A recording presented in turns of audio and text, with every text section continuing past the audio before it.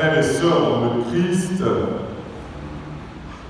en ce 14e dimanche du temps ordinaire liturgique de l'année A, le fil rouge des textes soumis à notre méditation est bien celui de l'humilité qui traverse la première lecture et trouve son sommet dans l'Évangile. Le prophète Zacharie présente le roi comme celui qui viendra sous les traits d'un dirigeant humble avec un âne, un ânon. Et nous voyons à travers la prophétie de Zacharie l'image de Jésus-Christ notre Seigneur qui entre en triomphe à Jérusalem.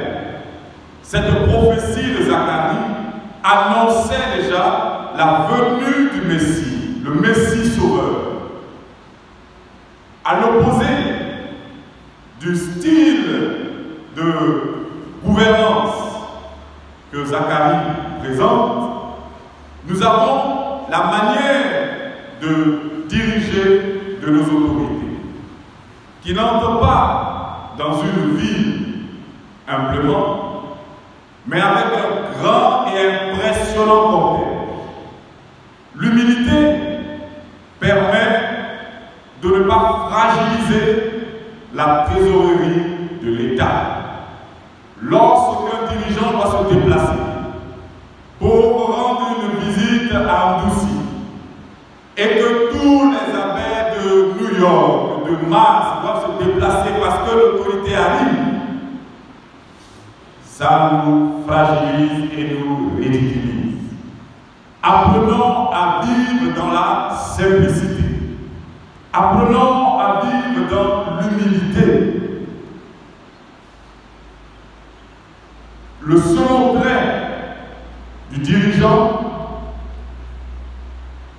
est qu'il est pauvre.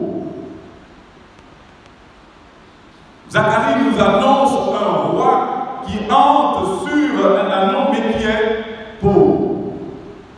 Ce n'est pas une pauvreté financière, mais une pauvreté du cœur, la pauvreté de l'évangile. Dans nos entreprises, dans nos sociétés, dans nos bureaux, les employés sont plus heureux d'être avec un dirigeant pauvre de cœur, un responsable qui sait respecter ses collègues, qu'un dirigeant, un directeur qui fait peur. On se rapproche plus de celui qui est humble et on veut plus travailler avec celui qui est accessible. Regardez comment le Mahatma Gandhi a séduit le monde par sa simplicité, ses petits draps, ses pieds nus, et qui parcourait la terre pour la liberté de l'Inde. La simplicité du président Mandela, la simplicité du pape François, qui a refusé de vivre dans les palais luxueux du Vatican pour dormir dans un presbytère simple, qui se déplace de plus en plus à pied pour être proche du peuple, qui rend visite aux pauvres.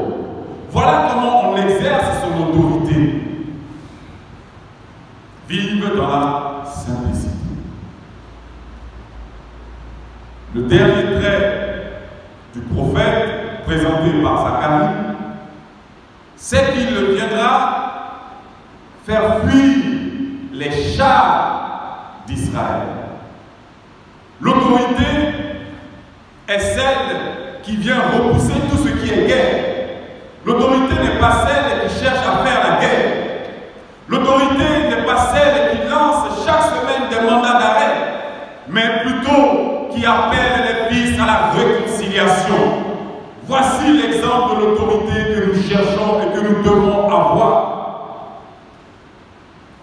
Mandela est venu non pas pour se venger, mais pour chasser la partie.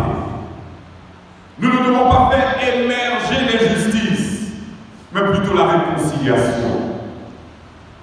Et en tant que chrétiens, nous sommes sommes appelés à vivre de l'Esprit du Christ, comme nous dit l'apôtre Paul dans la seconde lecture.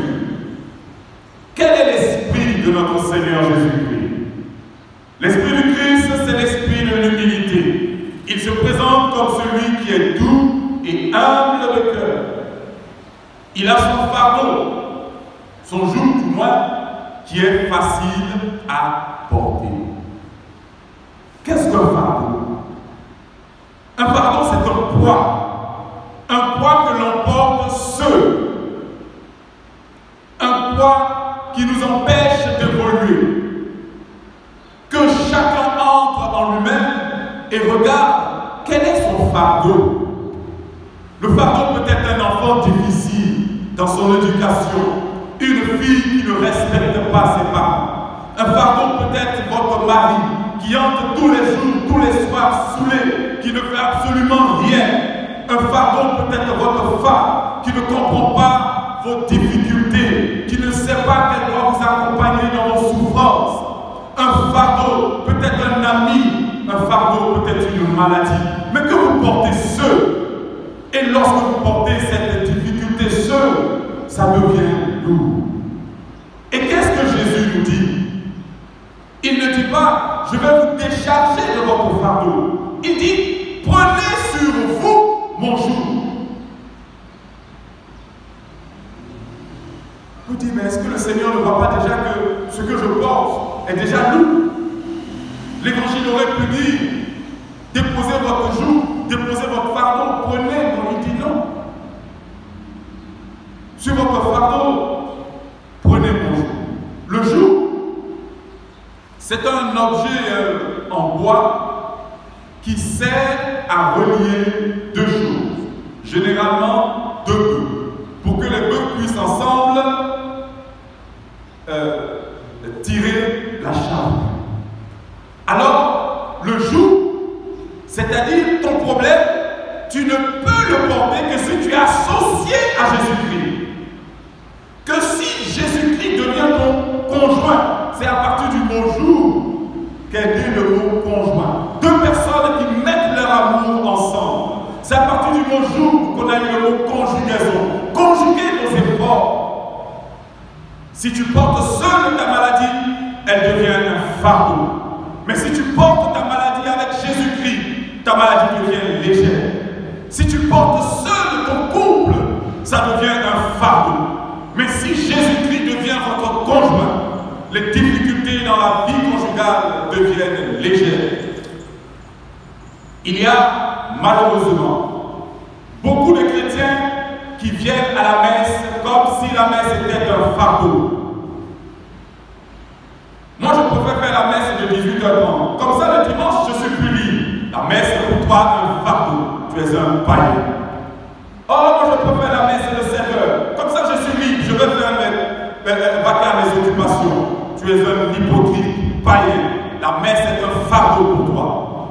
Quels sont ces fidèles qui ne veulent pas respecter les barrières mesures? Ah bon, mais à l'église, ça devient compliqué. Mais si c'est ça, moi, je ne vais plus venir. Tu es un païen. Tu es une païenne. Quand la messe devient un fardeau pour toi, tu es pire que l'athée.